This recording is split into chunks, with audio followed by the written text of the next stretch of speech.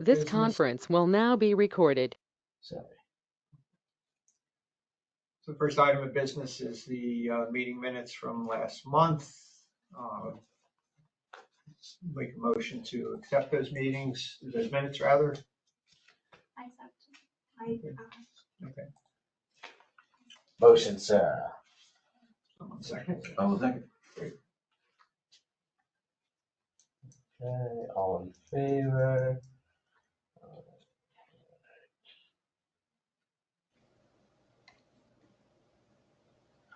All right. Next item was update on the EAC work plan, and I guess the work plan was approved by the Board of Commissioners at their last meeting. So, Chris, you want to say anything about that? Yeah, no problem there. The board is very excited. They were happy with kind of adopting the landscapes plan. The EAC is all ready to go, and now you guys have a work plan, and you're kind of working through pieces of it. We talked a bit about this is the 5 items in there. It's kind of the first step. Get through those, and then revisit some of the things we talked about over the summer, and kind of look at a new work plan, depending on where we are after this first couple of high priority items. But yeah. All right, next agenda item with that in mind, we had talked about going sequentially through the steps in our work plan related to this landscapes plan.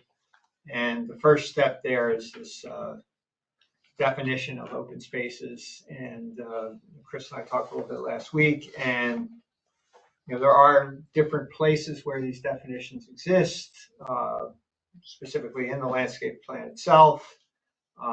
Saldo and zoning also have different definitions of open space that are in their ordinances.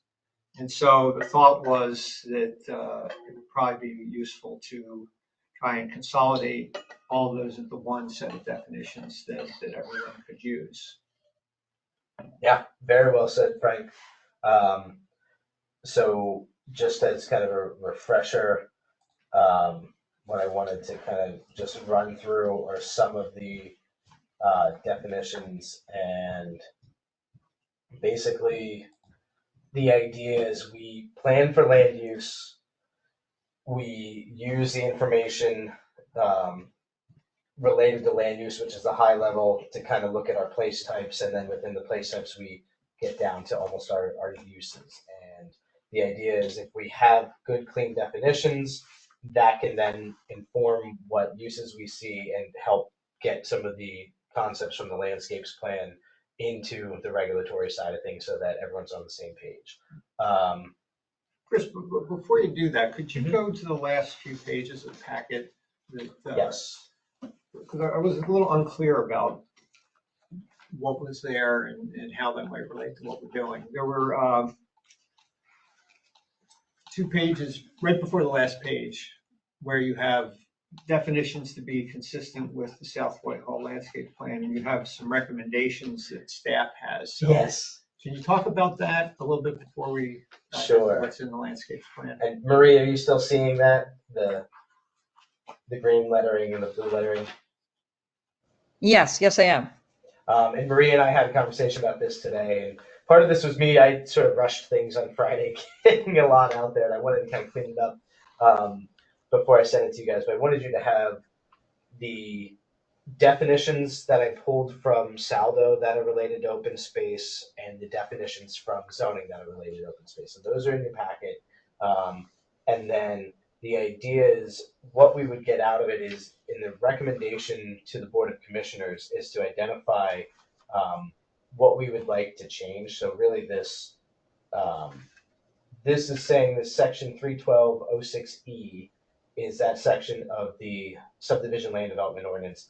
We actually, as that is written into the township code, we would have to remove the definitions that we find are no longer relevant, which my suggestion would be these 3, the open space common, open space prime, and then add in any other definitions that we think would be applicable for Saldo. So I took a stab at taking some of the information from the landscapes plan and sort of the descriptions of open space and landscapes plan, and putting them more into a definition that could then be added. So active recreation is already in Saldo. This is how it's written already.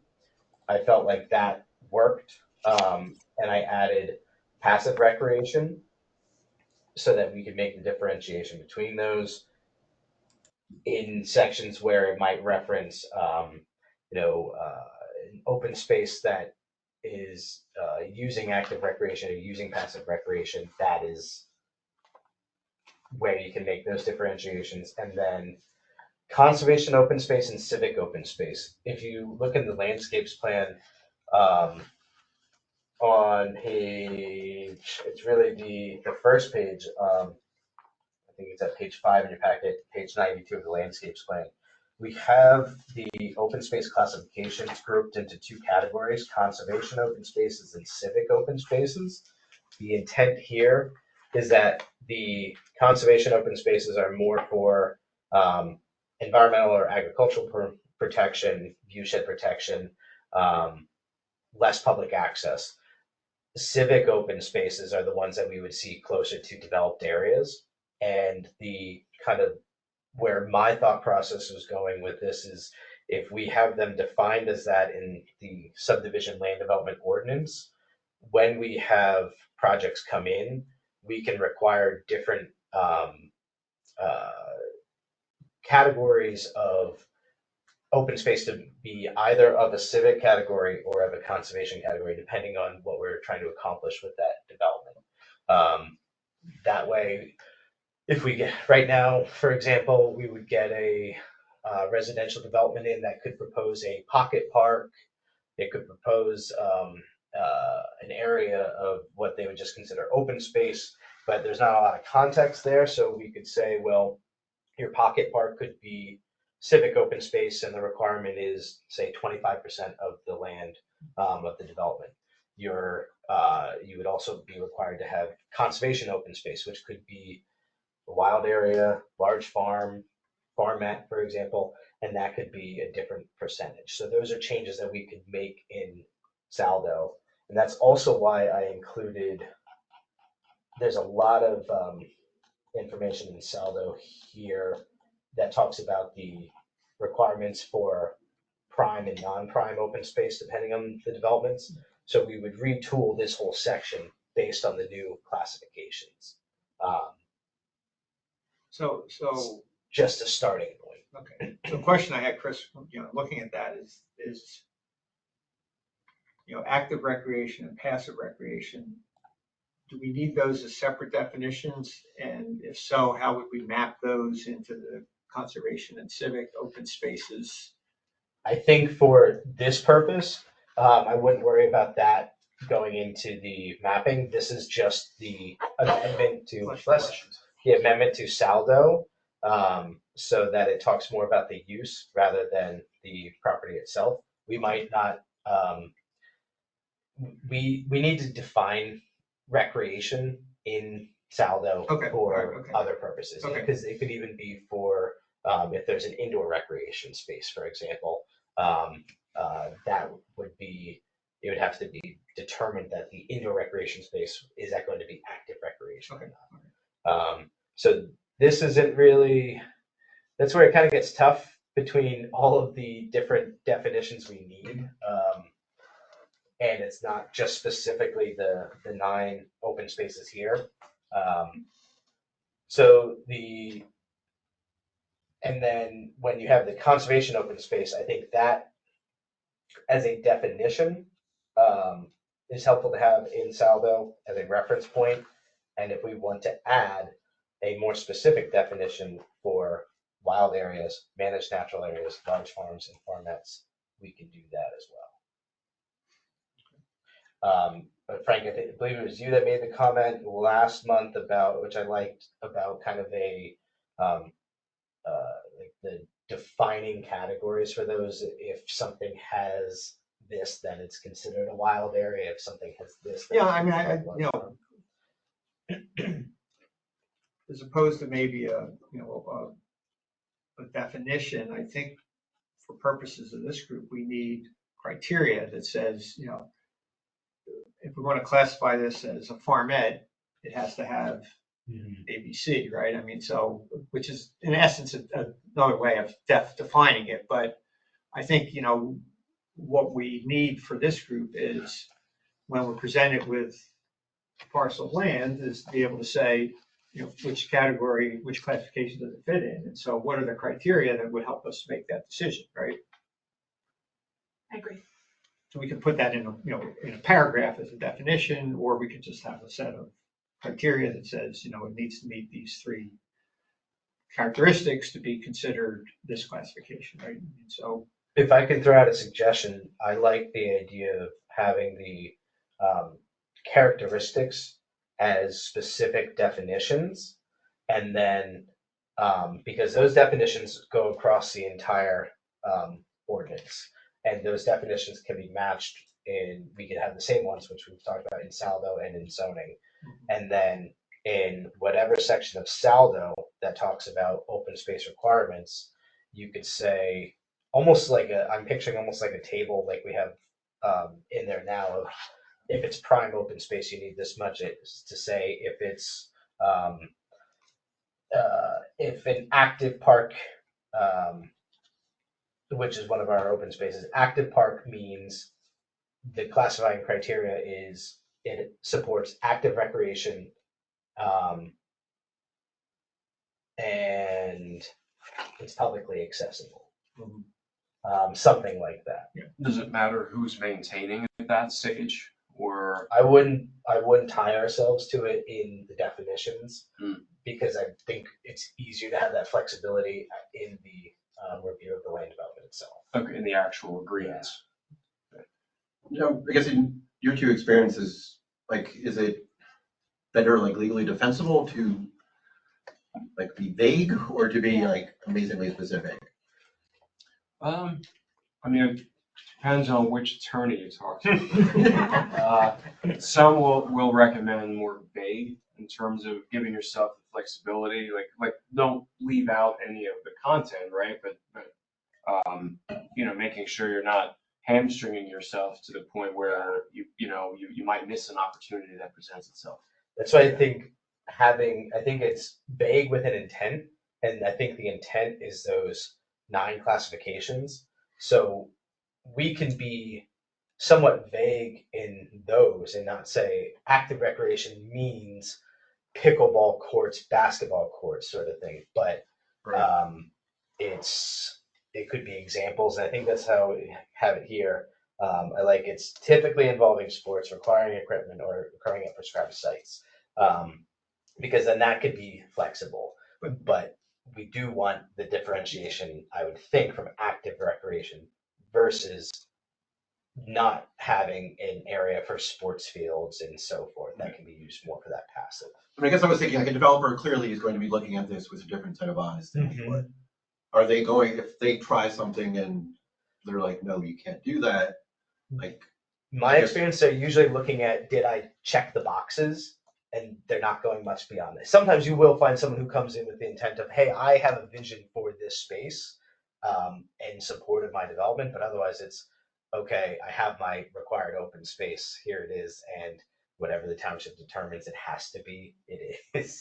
So I have a question. So if the township determines what it is, and it has to be, if we determine that it is something that has to be more of a passive park, like a developer buys it, and we've already determined that this land is going to have to be that. Is there a statute of limitations in which they can ride it out and then appeal that and change that, or is it that kind of set in stone? It's set in stone in their approval. The problem is we don't usually get as much specificity in that approval process. So then when it gets developed, it might not meet the original intent that we thought it was if we didn't have it clear in the land development. I think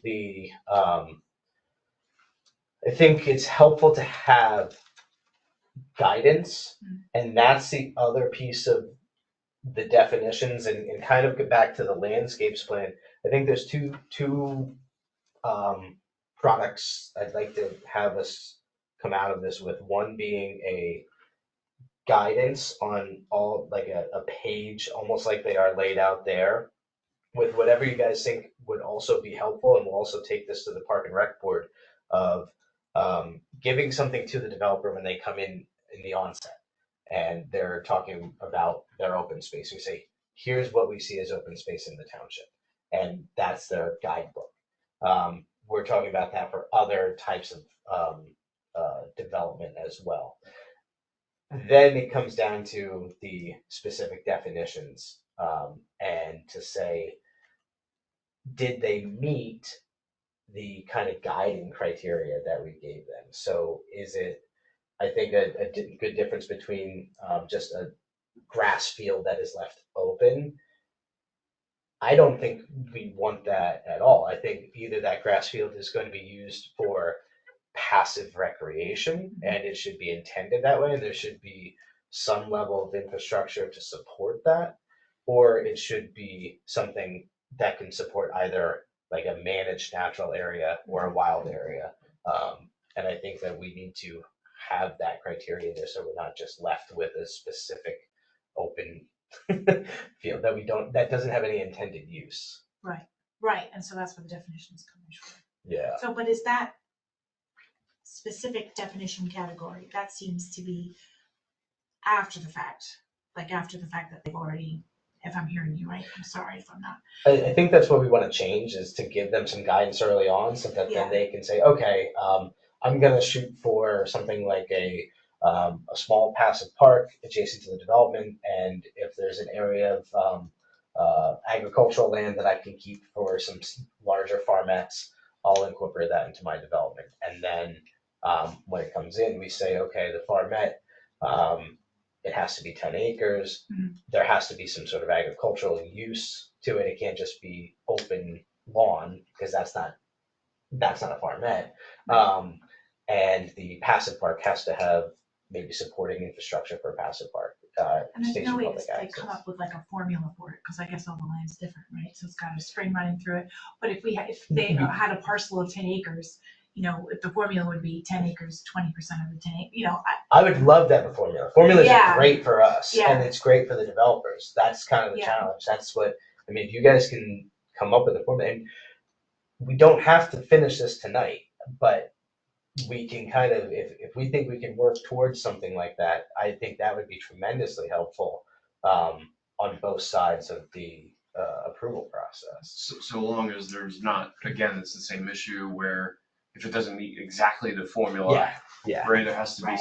some wiggle room there. Yeah. Like you have if to- 20% of the land is a watershed, or, Mhm. you know, 15%, now the formula's out of whack. So how do That's we? where words like generally or typically Yeah. become important, right? Yeah. And scoring criteria. Right. Yeah. Right. Well, and that's what That's another really great. Yeah.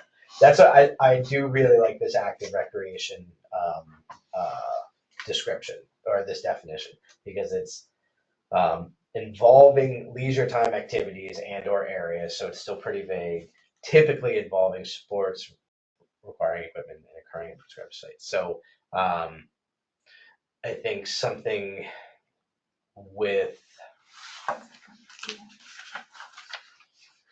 like wild areas.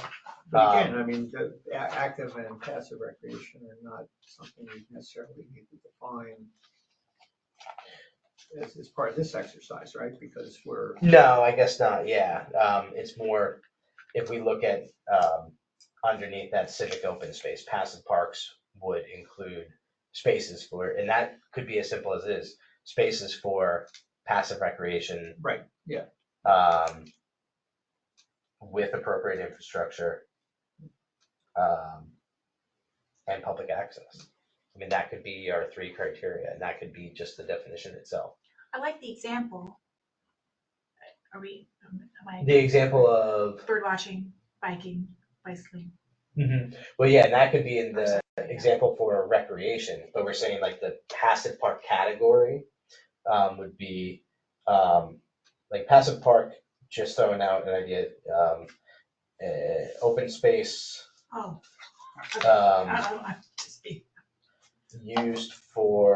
used to support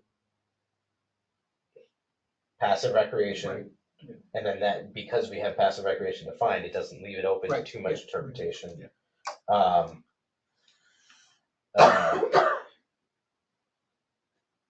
With supporting infrastructure for public use. I don't know. While conserving the remainder of the property. I do like that verbiage too. Or maybe not the exact verbiage, but kind of like, leaving the rest of it alone. And that's in the landscape. I do like that, yeah. So, Chris, can we take a step back though? Because I think, we have line of sight in Salvo, I think, how we map what's there to what's in the landscape plan. I didn't see that at all in the zoning definitions. No. Zoning was a bear because there's so many existing things, and the ones that I highlighted are the ones I really want to talk about. I mean, floodplain stays, but I think it's important for you guys to know that floodplain is in there if we need to reference it. Forest, I wanted some feedback on if we like the definition as it is. And small forest. Yeah. Well, in this township, it's not. We don't have that that much. But the other thing I want to point out, and Marie, are you still on? So she's our forest lady. Yes, I am. Okay. I'm on. Forest is in there, but also woodland. And Right. woodland is defined as an area of greater than 5 acres as depicted in the comprehensive plan or as amended of the Lehigh Valley Planning Commission. That woodland layer from Lehigh Valley Planning Commission is pretty old by now. I'm sure some of those woodlands are no longer there. I don't know if we want to differentiate the two between forest and woodland. I think it's always cleaner just to have one definition. So that's something to think about.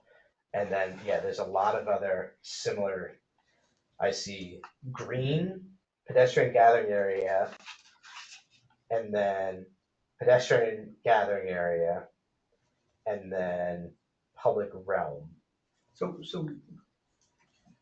would it make sense, I mean, with these definitions to just map them into an open space classification? Like public park and recreation area would be an active park in the landscape plan, right? I mean, just so maybe we retain these definitions or modify them, but I think it would be helpful to map them to these classifications so that we have line of sight as to how they're connected, right? So if you have to have it in the code itself in order to actually have that definition. So we can take that and put it somewhere into the code if that's in. Well, I'm just saying, you have a definition for Yeah. forest, and then you would say, as part of that definition, that classifies as a wild area in the landscape plan, right? Yeah. So it's just, so we don't change the definitions here necessarily, but we map them to what these classifications are so that there's connection. Yeah, I like that. And then what we would eventually do is we would have them as identified uses. Yeah. So you did the same thing here with civic open space, where you say, includes categories of market farms, passive parks, active parks, pocket parks, and utility areas. So I think we should do the same thing for the zoning ordinance, so that we at least have, the two are connected. So zoning, adding conservation and civic open spaces. Because for each one of these, right, each one of these areas, we should be able to say what open space classification is it. Yes. Unless we want to take them out, and unless they're Duplicative. yeah, and I feel like some of them kind of are. Right, but the ones that are left, I think we need to make sure that we connect them back to the landscapes plan, right? In Yes, some yeah, way. like public utility and utilities as Yeah. defined. Absolutely, I think that we That's, should yeah, have, utilities as defined here, that would be, a utility area classification in the landscape plan. yeah, Just a simple sentence to connect them, whether that needs to be in the zoning ordinance or just something we retain here so that we know, right, when we see something in zoning that's, a public utility, we know that classifies as utility area in our plan, in our classification, right? so what we need to make sure is in there though is if it's in the zoning ordinance, it needs to be defined in order to, we can't just point to the landscapes plan, I believe, and because then that wouldn't be something, if it's not memorialized in the township code, Right. then. The other issue This is isn't. zone, like, Correct. there's gonna Yeah. be things that maybe you have to go through zoning instead of the SALDO because it may not be eligible for a subdivision, right? Or a Yes, development. yeah, Right. yeah, So you wanna have it mirrored in both sides. yeah. So I think it's less so pointing to the landscapes plan, more so having the descriptions in the landscapes plan added into the code, into both codes Or using the landscapes plan as your guide, as a guide. so that it all is Yeah. cohesive, very similar to like how the comprehensive plan will inform the zoning ordinance as well. So But I'm saying that I think that's an easier route than trying to change all these definitions, right? They're already in zoning. well, they're gonna either stay in. We have to make that determination. Should they stay in zoning? Because we don't want anything that's conflicting or confusing. And it gets. But it seems like, I mean, in looking at this, just, initial read, it seems like there's more specificity in zoning than there is in the open space classification. Absolutely, yes. I don't think we want to, I'm presuming that the zoning board wouldn't want to lose that specificity. No, it's just a matter of, do we need to change that now? Do we need to change specific definitions in the zoning ordinance now in order to match the intent of the landscapes plan? So whereas. But I'm saying, instead Yeah. of changing Yeah. those definitions, just map those definitions to these classifications. And So- then maybe we, if we define these classifications, then we can add those to the zoning. Yeah, Ordinance, yeah, right? it might be easier to add than to take things out and replace. So you're saying pedestrian gathering area could stay, public realm could stay, and that's, I mean, we don't 'Cause have a that's tied to square the- in South Whitehall it's tied to Township. The T&D, yeah. what'd you say? We don't have a square in South Whitehall Township. I mean, I don't know if that matters or if you still want the definition there in case maybe one day we do, Yeah, and that's, we need to have it in there Yeah. so that we can have it, because Yeah. that's part of the challenge. Right, okay. So if it's not in there, if it's not recognized, we can't have it. I see, okay. Or it's not Not provided for. it's not provided for, yeah. Okay. Or if someone Right. wants to come in and they have something that's essentially a square, well, and these aren't the uses, but these help describe the uses. Whereas I think the use could be plaza pocket park. And I think for simplicity, we should say either plaza or pocket park. And that's also something we'll talk to the Park and Rec Board, but I'm interested in your thoughts on that. But let's say it's identified as just a pocket park would be potentially a use in the zoning ordinance. A pocket park would be defined as it could be a pedestrian gathering area, or a square, Typically or- found in a village or town center? I mean, that's a generic. I'm sorry, what? No, I'm just reading what you have here. I mean, the first line is kind of generic, but the second line is, this is specifically for a pocket park. Their public spaces tucked between existing residential or commercial uses are located at key intersections or points of interest within the town or village. So Lengthy. we could say the definition for pocket park could be a public space. I'm sorry, what was that? I don't have the definition. Public space tucked between existing residential or commercial uses. I don't love that. No, I don't love that. I think it's good for guidance. I don't like that for here. So it could be as simple as a pocket park is a public space that supports a pedestrian gathering area, a square, a green, or Well, we have here pocket parks, just saying it, so just it's out there. Have features that encourage people to gather, such as benches, tables, public art, and plantings. Encourage people to gather. I Yeah, like I that verbiage. I think we want to be careful that we don't define the classifications by using definitions, because then you get circular logic, right? Right? Well, a square is plaza and pocket park because a plaza and pocket park is a square, right? yeah. And then the definition Yeah. becomes kind of meaningless. Well, in this scenario, I'm talking about the pocket park would be the use, and then these would be the definitions. So we wouldn't have pocket park as a definition, and that's where it gets confusing in the zoning ordinance. So right now, the use could be it could potentially be, I don't know the use for, I don't know where these are tied into uses, for example. See, It could be in multiple uses. what I would suggest though is that we keep all these definitions, or if there's some that are redundant, but then we add definitions for the classifications. And then within each one of these definitions, we can say, this is pedestrian gathering area is classified as a plaza and pocket park in the open space, in the landscapes plan. And then we have a definition for plaza and pocket park that we developed that gets included in the ordinance. So we add definitions. Okay. Okay. I So like that we're that. not, Yeah, as long as we're adding in this. Because I'm guessing the zoning board isn't really screaming for these definitions to go away, right? I don't know how often they've come up.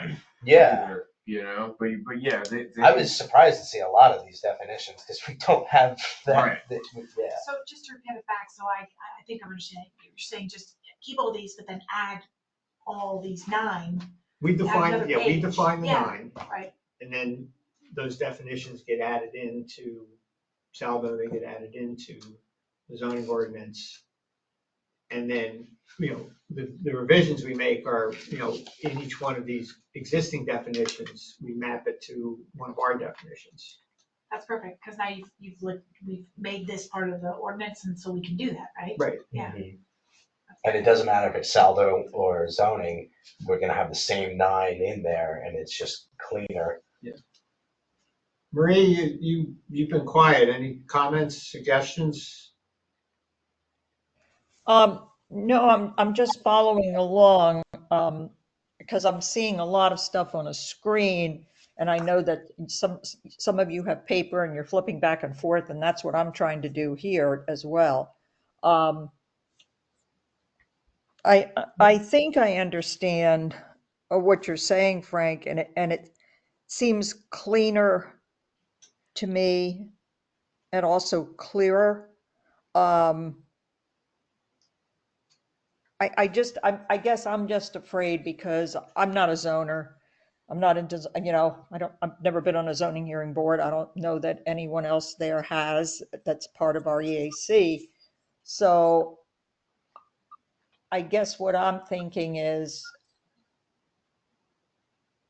I'm trying to pull all the pieces together that have been discussed and then think about, okay, where's it going? Is it going to be part of the zoning ordinance? Is it into Saldo? Okay.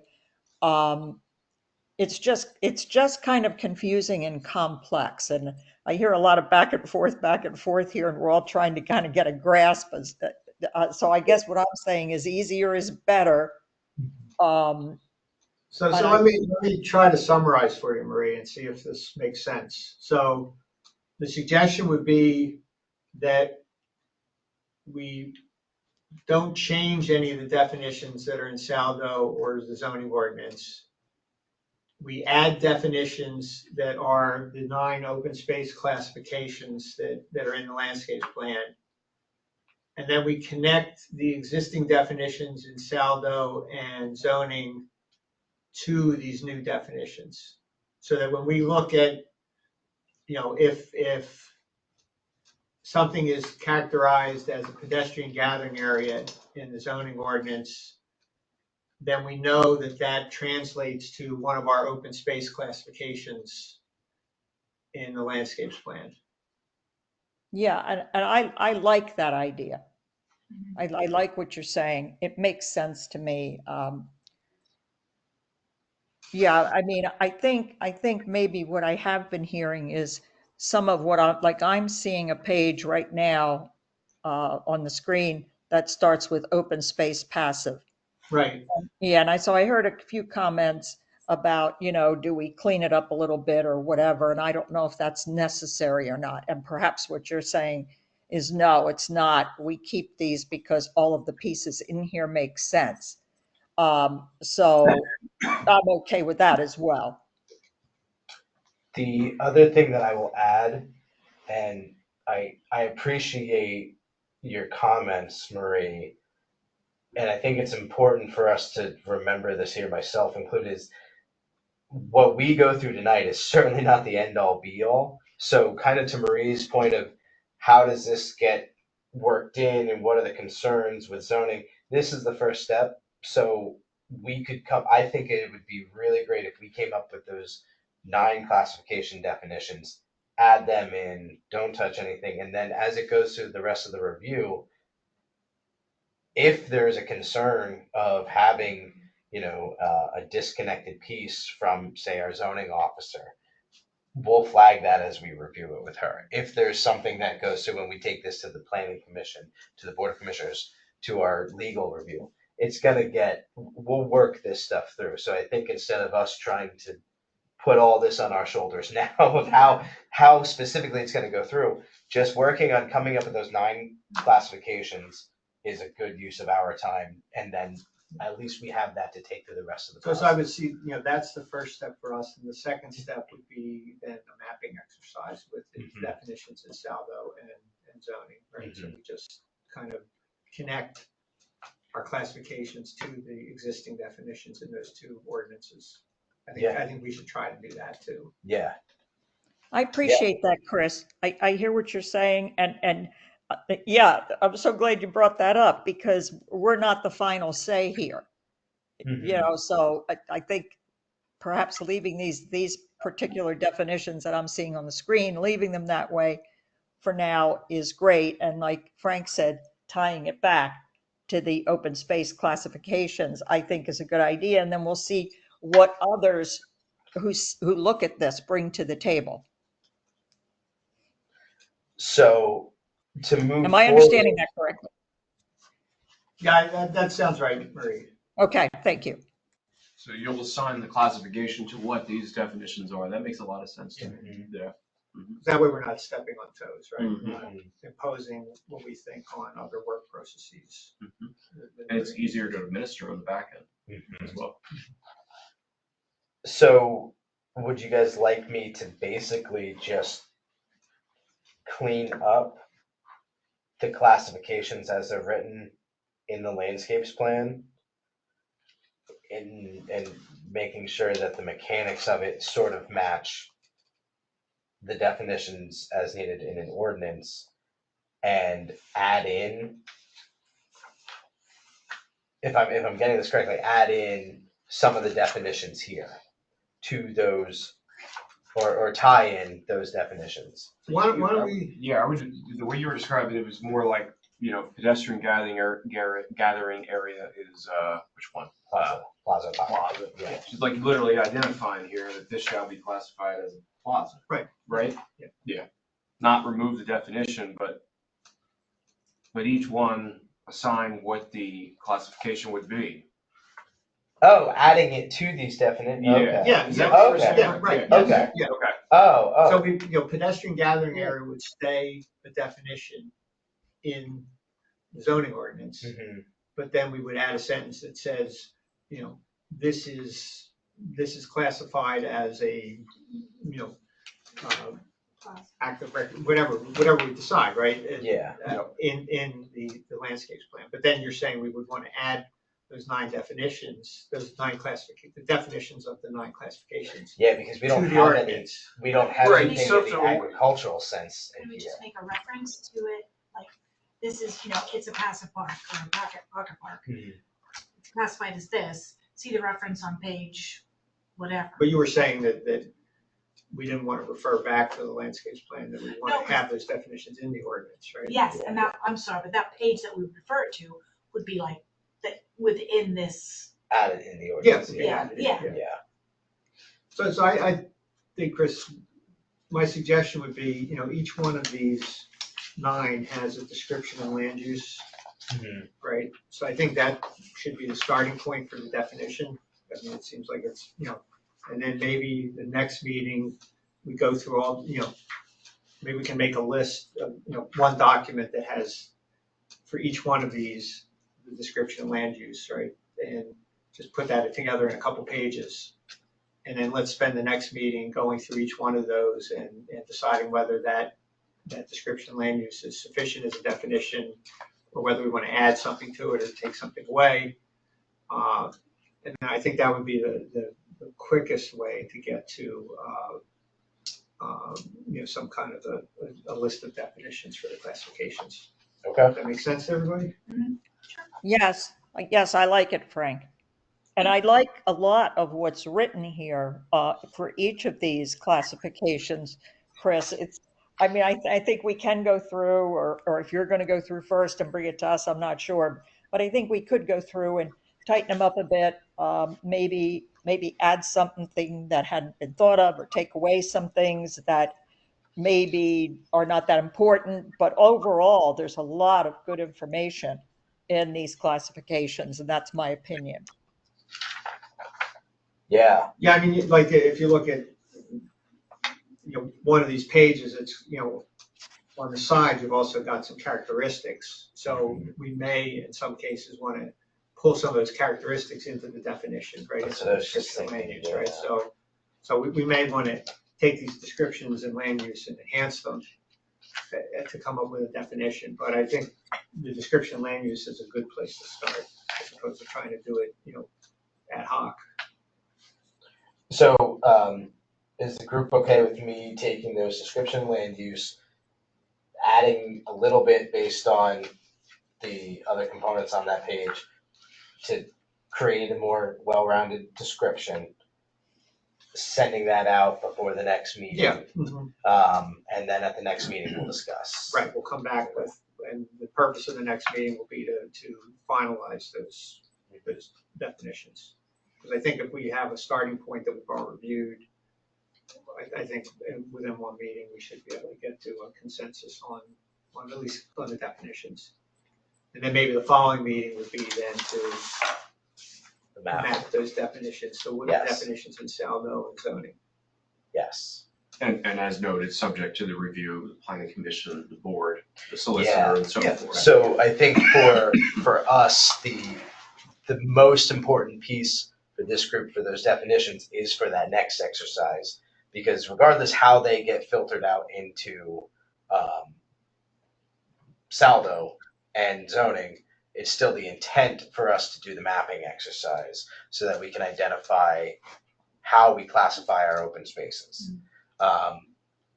Because that's the immediate need. It could be months until we get through Saldo, because it could be a legal change in here and there.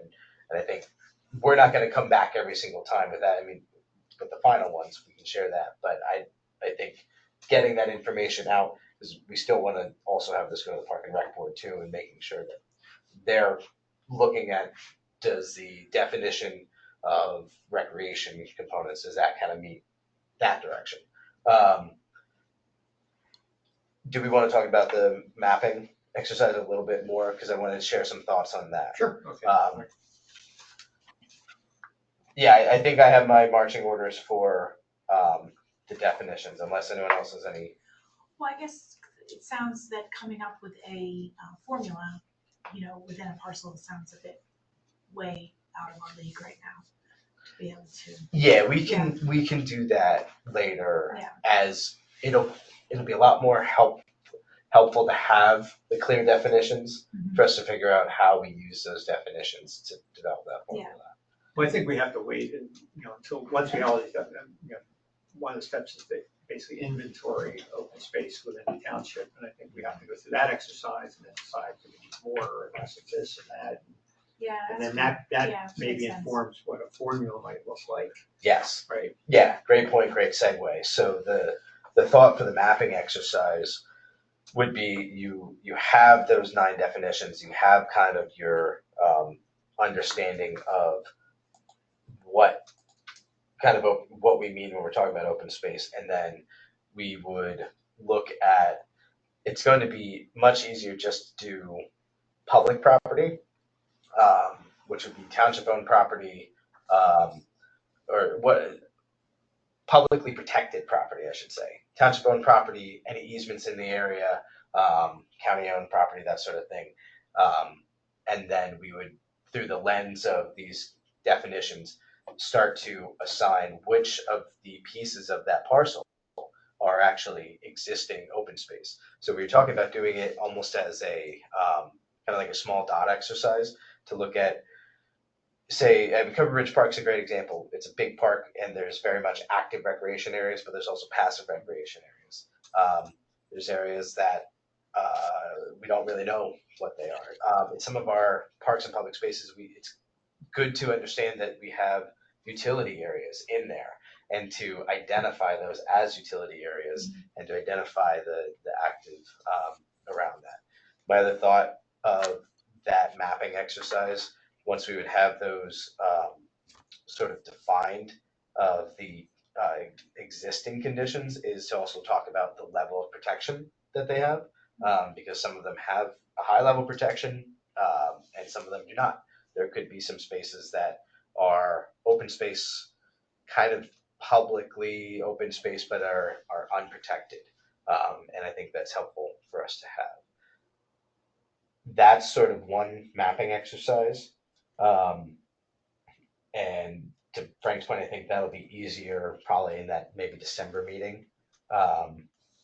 And the other mapping exercise, I think, would be to help inform updates to the official map.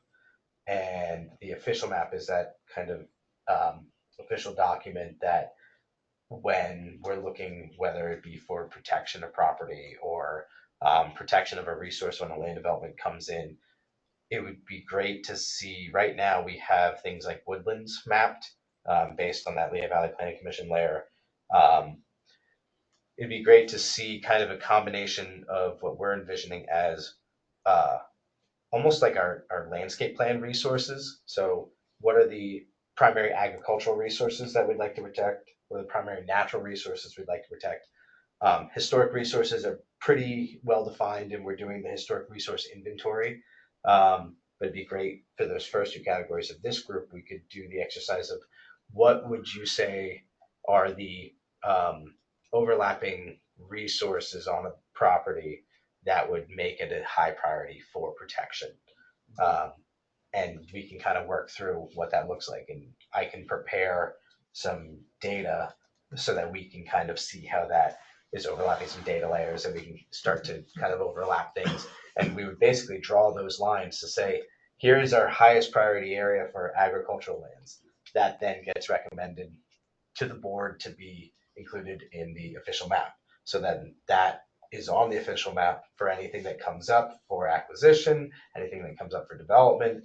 Same thing for natural resources. So it's not so much bisected individual, like here's a floodplain, here's a woodland, but it's like if you have floodplain and woodland together, very high priority. It gives the township a little bit more direction as to maybe approach for protection standpoint, and it gives us a lot of backing if we do have maybe a development come in, and we can have, if necessary, ordinances that we develop that are tied to those resources. So I see that as the second phase of the mapping exercise, the first one being sort of that dot exercise of based on the 9 classifications, how do we look at the existing land uses? And then that gives us a good baseline for if Public Works is looking at, hey, we can, maybe plant a field or something like that. We kind of have, here's the existing, and then here it would be great to do more of a natural area here, and here's our active recreation area and so forth. Any questions? Chris, I have a question. You just brought up an interesting part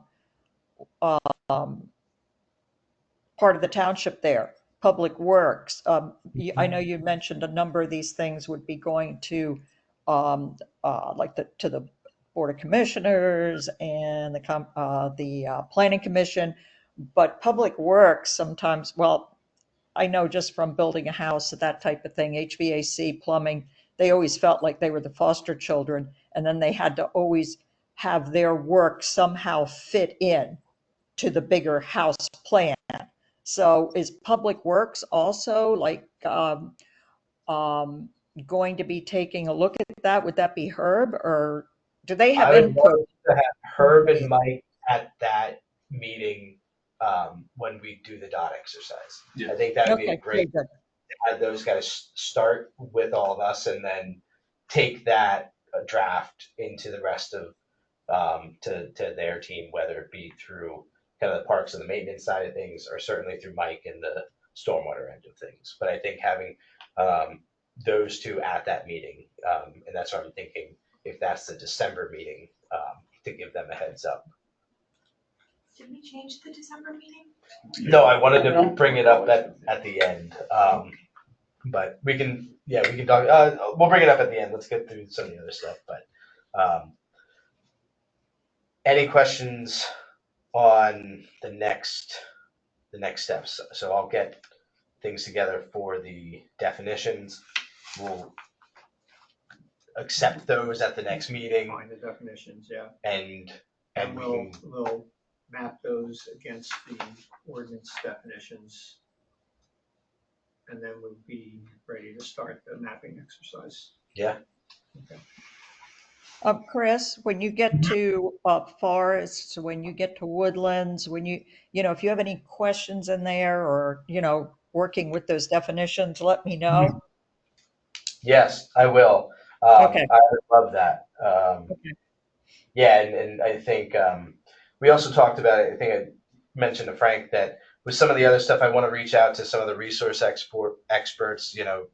DCNR Bureau of Forestry. We're fortunate Right. to have forester in our township, who's also on a planning commission. Right.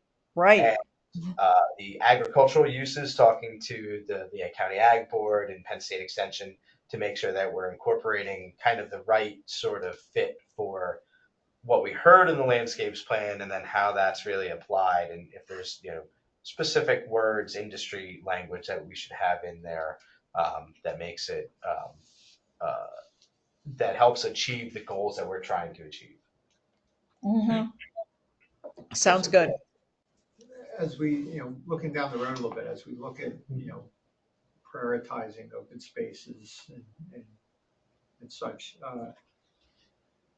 do we have any guidance from the board as to what an ideal mix of open space and developed space in the township should look like? Or, because I would think we'd want some kind of guidance from them as to, how much open space is enough open space, Yeah, there's too much open space. And That's a good I question. think it's a good conversation for this group, and I shared with the board that they can certainly come to our meetings here and get involved in that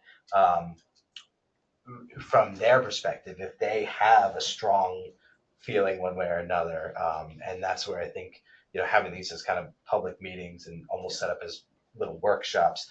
I think the guidance comes from the landscapes plan too. I mean, the reason we did the landscapes plan was we have a limited amount of open space that is depleting in this township. Hence the need to prioritize it, the protection of it. That breakdown of specifics, I think, is hard to put a number to. I think different interests have different ways they'd like to go with it. The number one thing that I gathered was the perception of open space, and this is kind of coming from the public interaction through both the landscapes plan and the comp plan, but the perception of open space is very important it doesn't necessarily mean, and I've worked in a lot of communities where there's different needs for open space, water quality being one of them, or water supply, very sensitive habitat. I think it's more so preserving the character. And so that's where having this kind of mixture of open space, that it's showing not as much development, and the positioning of that open space, I think, from just my opinion, from what I've heard, is the higher priority across the township. Certainly, there's individual interest in people that live near, the creek or something like that. But driving through the township, seeing a farm, seeing more open space rather than development right up front. I'll say if the open space isn't visible, it is not as important across the board.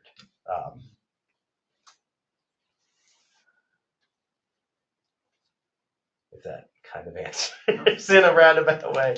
I don't know. I think Well, I mean, there's competing interests, right? I mean, Yeah. you want to preserve the aspects of the township that make it a great place to live.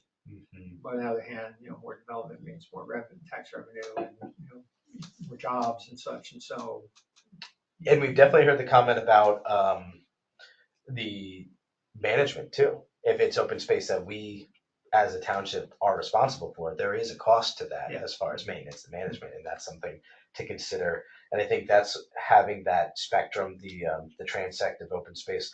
You look at things more so on that left-hand side as, and that's why it's so important for us to put in that maintenance category, the things of less maintenance, things that can be protected and open, but maybe not so much responsibility of the township, is I would say, a great thing to strive for. It can be challenging though, because someone has that responsibility, and there's more limited use for that open space. Yeah. If it's, so less maintenance typically means less opportunity to use it, right? So, Yeah, I think long-term, it's also important to understand the impact to the school district.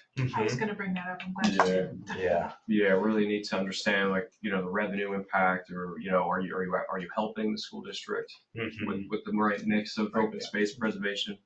Or is it, creating, or are they planning for something that we're not, that they're not aware of, right? So we really need to make sure that we have those conversations.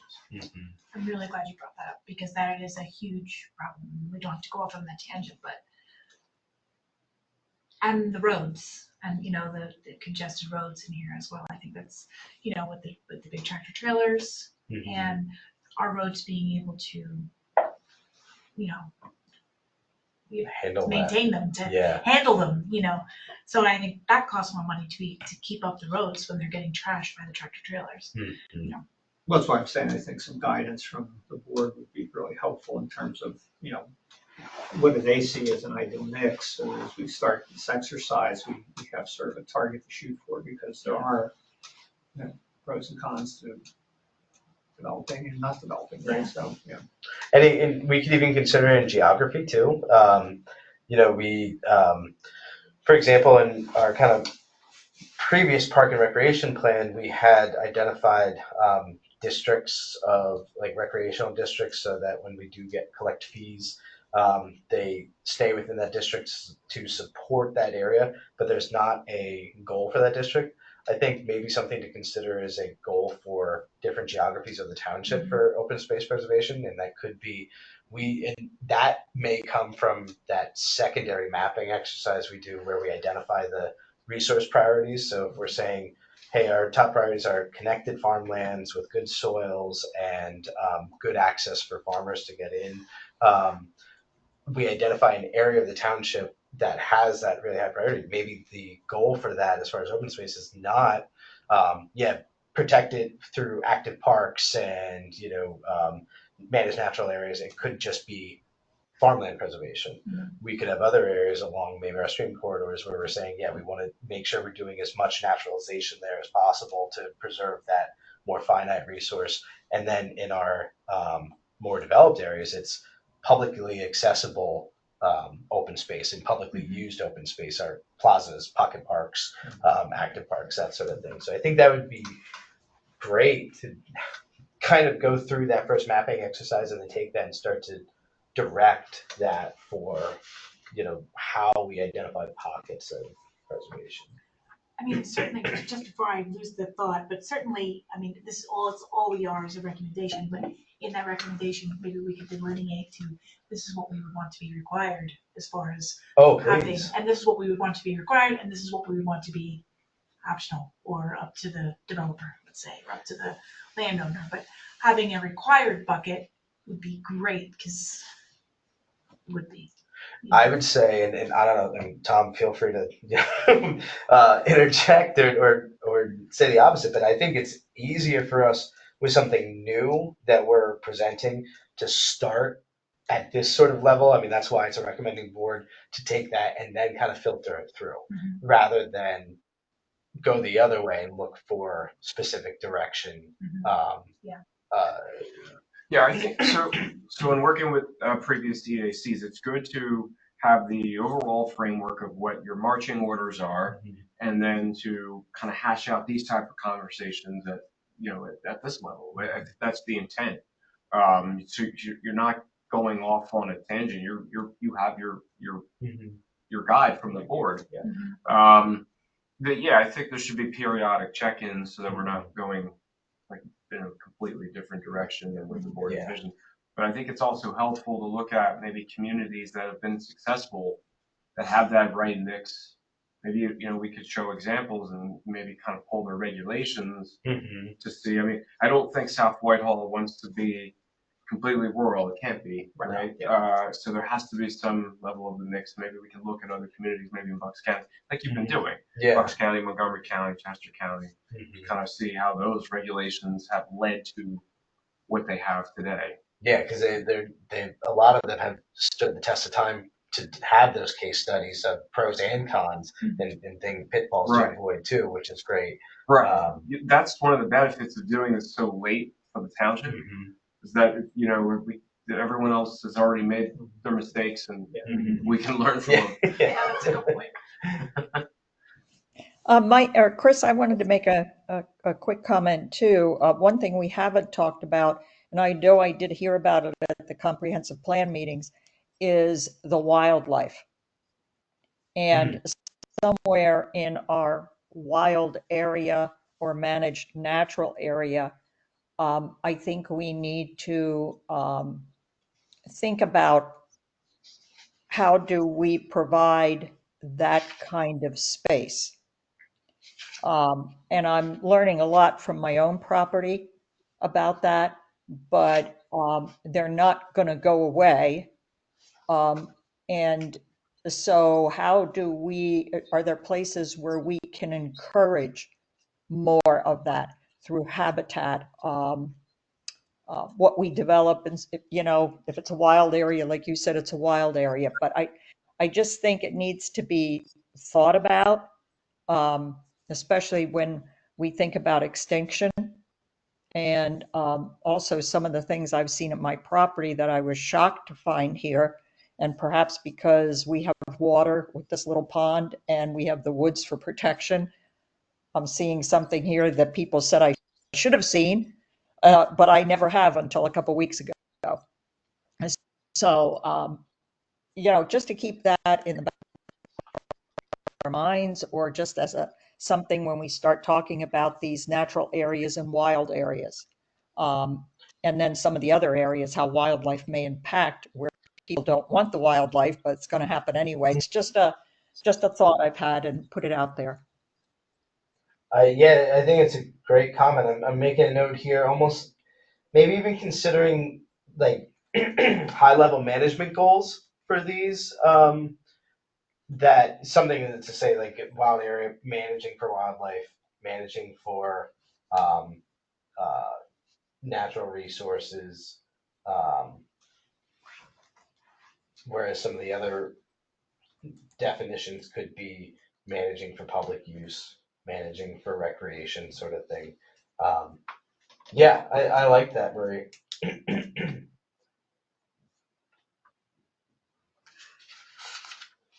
It seems like we should work that into the definitions for some of these classifications.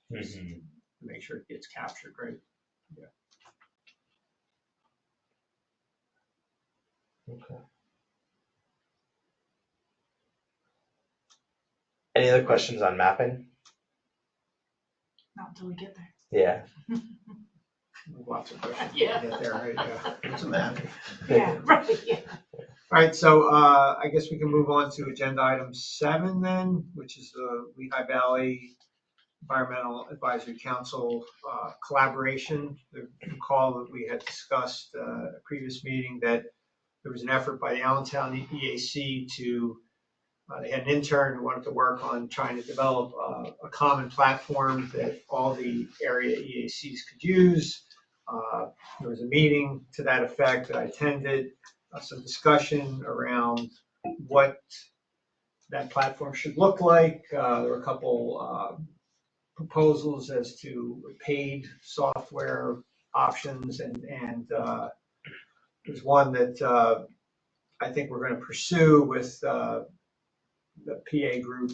We can serve PA. We can serve PA. And so there was a survey sent out that hopefully you all had a chance to fill out about what characteristics we would want to have in a website type tool that would be developed. And so there was a summary of those characteristics. And I believe the next step will be then to present that to We Can Serve PA to see if they're interested in developing such a platform. I would expect this activity will proceed slowly, as most things have done with this collaborative effort among the EACs. So I think it's something we just continue to monitor. And, Chris and I are on the mailing list for the group. And so we'll make, we will get the updates as they proceed. But right now, there's no action for us to take on our part other than just to be aware and continue to monitor what progress is made. Thank you. Next agenda item, courtesy of the floor. I have something if no one else does. Just schedule wise, we talked about the December meeting. I talked to the Shade Tree Commission before this. Tom and I have been talking. I think we'd like to reschedule the December meeting from the 23rd to the third Monday of the month, which is the 16th, I believe, of December. If everyone is okay with that, we will advertise it as such to say that the 23rd meeting is canceled and rescheduled for the 16th. I would love to start that meeting, since we are rescheduling it and advertising it, at 7 p.m. and we would switch the Shade Tree meeting beforehand to 6 p.m. And then we would continue that. The other thing that we do kind of between November into December is advertise for the 2025 meetings. And if everyone's okay with it, I'd like to continue that time frame as well. That Shade Tree Commission would be on the fourth Monday of the month at 6 p.m. EAC would be fourth Monday of the month at 7 p.m. That way, we're not running into the start of this meeting. Shade Tree has been a lot more involved than I anticipated at the beginning of the year. We have 2 new members. We have a lot of land developments to review. We're doing some policy updates. So to give them kind of that buffer time for an hour. And then I think that 7 o'clock, I'm hoping helps with everyone. I know Mark isn't here, but we can talk to him about that. But does anyone have any issues with that? Yeah, 7 p.m. is fine. Okay, I'm good with it. I'm good with the 7 o'clock. wonderful. So then we will advertise the December meeting to change, and then when it comes time, we'll advertise for the 2025 meetings. But for next month, same time, what time is the meeting here? 6 o'clock in here on the fourth Monday. And we'll keep that, I think, the 2025 schedule. It'll be the fourth Monday except for May because of Memorial Day, and I think December as well, just because it's always going to fall around that holiday time. So that I'd like to have as the third Monday of the month. Great. Our November meeting, though, is Thanksgiving week, right? So It is hopefully- Thanksgiving hopefully week. Nobody's traveling Yeah. on that Monday. Yeah, it's a little late to advertise. Well, no, we could probably still If we really. I'm okay with it, I'm yeah. just. If everyone's available. Yeah. We're all right. Yeah, Are you around? yeah. Marie, are you okay that week? Yeah, what is that, the Monday before Thanksgiving? Is that what you're Yeah. saying? Yeah. Yeah, at this point, I believe I am. Okay. Okay, thank you. Yep. That's all I have. Okay, then I will make a motion to adjourn. Someone want to second the I motion? second it. Okay, great, thank you, sir. All in favor? Meeting over Aye. 7:22.